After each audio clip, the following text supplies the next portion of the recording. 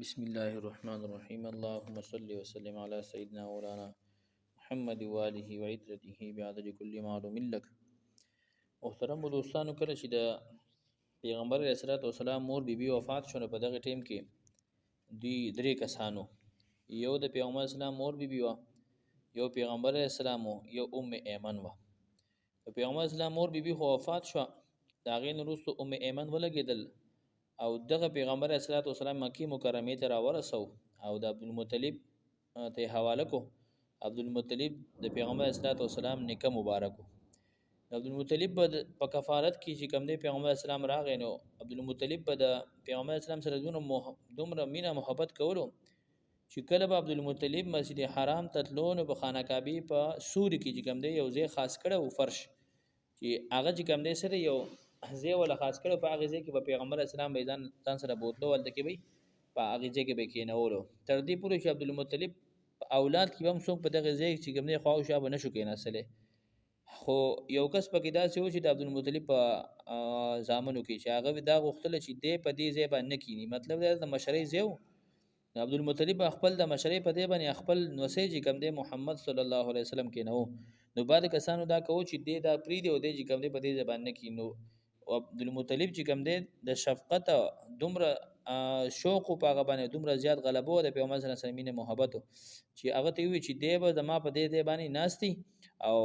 دی چې کوم دی سره دی به په دې ځای نه به څوک پاسې نه دی به زما په ګدۍ باندې ناستي. دغه شانتې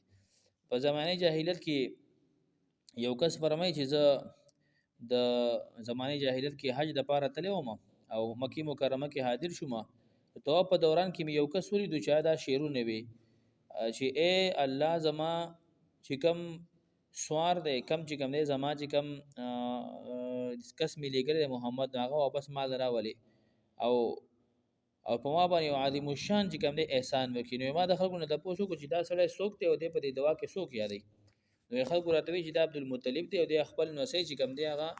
د ده نه یو اوښ ورک شوی دی، نو خپل نوسی په دغې اوښ پسې لېږلی دی او د ده نوسی دومره برکتي دی چې څه شی لاړ شي نو هغه شی چې کوم دی بیا موندلی کېږي. نو هغه ته لېږلی دی او هغه لږ ایثار شو، نو دی د هغه په غم کې چې کوم دی څه دا اشعار چې کوم دی هغه وایي. نو دا خبره کوله په دغه دوران کې پیغمبر علیه السلام سره د اوښ چې کوم دی سره هغه حاضر شو. چې حاضر شو نو دی ولګېدلو خپل د نوسی ډېر په سینه پورې کلک ونیولو او وایي چې د نن نه بعد به زه چې کوم دی تا چېرته د خپل ځان نه جدا نه کړم او ته به زما سره چې کوم دی ناست به یې، تا به زه خپل ځان نه چې جدا به نه کړم. 2 کاله پیغمبر علیه السلام نیکه چې کوم دی سره په پرورش کو، د عبدالمطلب په پرورش کو. چې کله د پیغمبر علیه السلام عمر چې کوم دی 8 کاله ته ورسېدو نو عبدالمطلب چې کوم دی سره هغه د ده نه رخصت شو، مطلب دی وفات شو. په دې کې اختلاف شته دی چې د ده نیکه عمر په دغه وخت کې څوک وایي 82 کاله او څوک وایي 85 کاله او څوک وایي 95 کاله او څوک وایي 110 کاله او څوک وایي 120 کاله. خو د پیغمبر علیه السلام عمر چې کوم دی کله د نیکه وفات کېدو په دغه وخت کې د پیغمبر اسلام عمر 8 کاله. چې کله د ده نیکه وفات شو نو عبدالمطلب خپل زوی ته ویلو ابو طالب ته، د ابو طالب شو دا د عبدالمطلب هم زوی او عبدالله هم د عبدالمطلب زوی،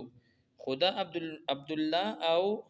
ابو طالب دا سکرونه، مطلب دا د یو مور نه داو. نو دی ابو طالب خپل دغه زوی ته ویلو چې کچره زه وفات شوم نو زما د نوسی کفالت او پرورش پته کې. نو ابو طالب چې کوم دی د خپل د وراره چې کوم دی هغه په خپل نیکه د پلار په وصیت باندې چې کوم دی عمل وکړو، خپل د وراره ځان سره ملګری کو. نو دا ام ایمن فرمایي چې کله په کم وخت کې د عبدالمطلب جنازه وتله نو پیغمبر علیه السلام په دې جنازه پسې وړو کې ماشوم 8 کالو او ورو پسې چې کوم دی جړلی او روانو پسې. نو عبدالمطلب چې کوم دی سره د دنه پیغمبر اسلام یو پیره چاته پوسو کوي تا خپل د نیکه مرګ یاد دی. نو پیغمبر اسلام وته چې او ما ته خپل د نیکه جنازه چې کوم دی یاد ده په وخت کې د 8 کالو. نو دا پیغمبر اسلام په دغه وخت کې 8 کالو. چې کله ابو طالب ته د پیغمبر اسلام کفارت چې کوم دی سره حواله شو، ابو طالب په د پیغمبر اسلام ډېر زیات خیال ساتلو، د خپل اولاد نه بوله خز خیال ساتلو، په هر ځای کې چې کوم دی د عزت په ولر کو، شفقت او محبت چې کوم دی په سره کولو، د حق په پوره چې کوم دی هغه ادا کوو. نو یو پیره داسې چلو شو چې په مکه مکرمه کې قادساری چې کوم دی پرې وتله. نو دا ابو طالب ولګي د خپل د وراره پیغمبر اسلام ولګي د اوچت کو د خانه کعبه په دروازه پورې د املای چې کوم دی ولا داسې وسوله ولا. نو پیغمبر اسلام خپل د غوته اشاره چې کوم دی پر اسمان ته وکړه او فریاد وکړو. چې پیغمبر صلی الله علیه وسلم ګوت ښکته کوله نو وای په دې اسمان کې ورځي د سره وینا تک سره غارمو ناڅاپانه ډایرکټ چې کوم دی سره سمدسي ورځي لري په مکه مکرمه په اسمان کې او ډایرکټ چې کوم دی باران شروع شو نو دومره خيسته باران وشو چې هغه ټول قاصالي چې کوم دی سره ختم شو پاغي باندې نو ابو طالب وې دا زما د سی وراره دی